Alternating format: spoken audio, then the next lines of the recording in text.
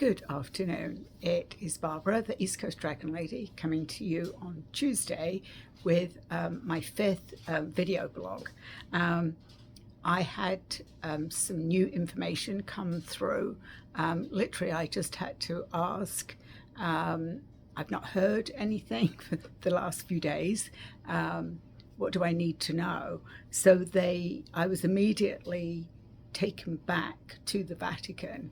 And I was actually told about somebody who I knew in this lifetime, who I believe has since passed.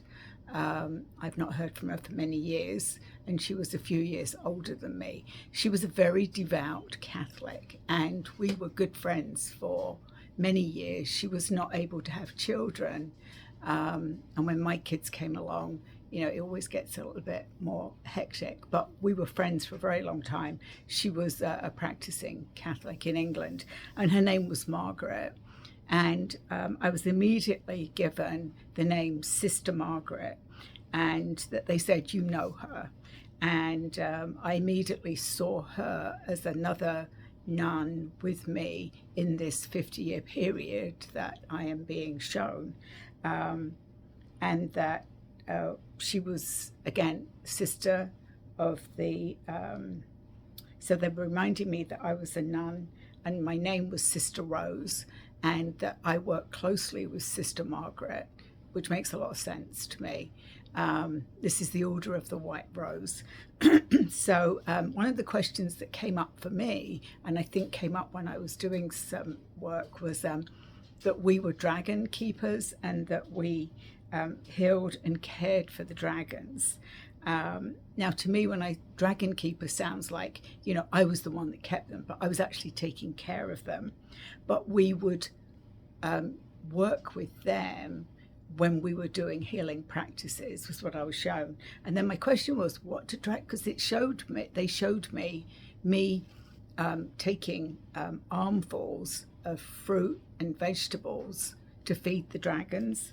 And they said to me, well, of course, we eat fruits, nuts, very large vegetables, and they particularly like pumpkins, and lots of root vegetables.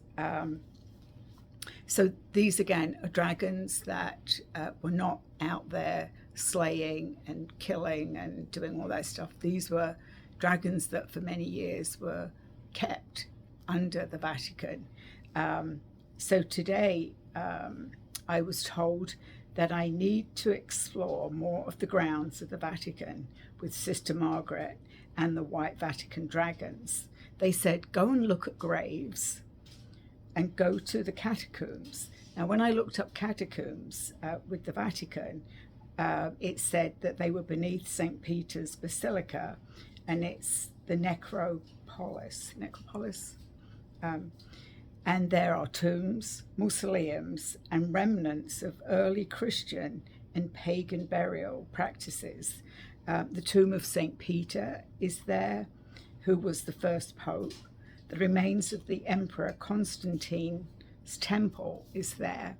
And then there's a long list of popes that are buried there. There's Pope Linus, Pope, I can't say some of these names, Anacletus, Pope Avicitatus, Telesiphorus, Hyginus, Pius, Anicetus, and Victor. And then they guided me to go and look up more information on the current Pope. And these dragons that were released from the Vatican were released by Pope Leo, the 4th, the 14th. That's Robert Prevost, who was originally from Chicago in the United States. And again, the word humanitarian came in. So on a quick Google search, there was lots of references to his humanitarian ways of asking for peace and a stop to the war, humanitarian aid to deprived countries. So it's all in the same theme of what the dragons gave me, which he is a humanitarian, and he allowed them he released them from the Vatican. So that's sort of, again, another bit of my past life as a nun in the Vatican. And interesting to be connected with somebody who I remember in this lifetime. So this is all new again for me to be literally, I asked and I immediately sort of flashed back to, and I can actually see the grounds now. They're showing me this vast green with markers in them. That's what they're saying they are. They're not necessarily tombstones, but there are markers.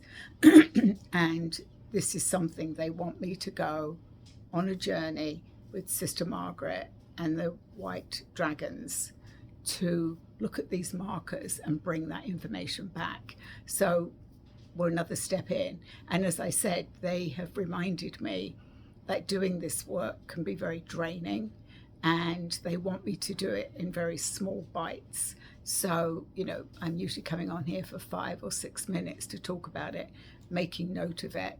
I think in a couple of months, I'm going to try and put this together in a more written document, because I'm always worried that I'm not going to remember when I go back. I won't remember why I said or did those things.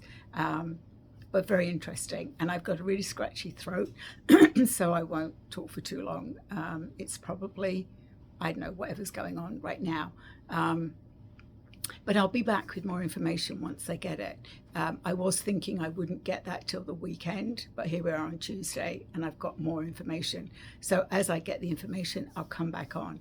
But this is June the 11th, and this is video blog number 5. I'll talk to you soon.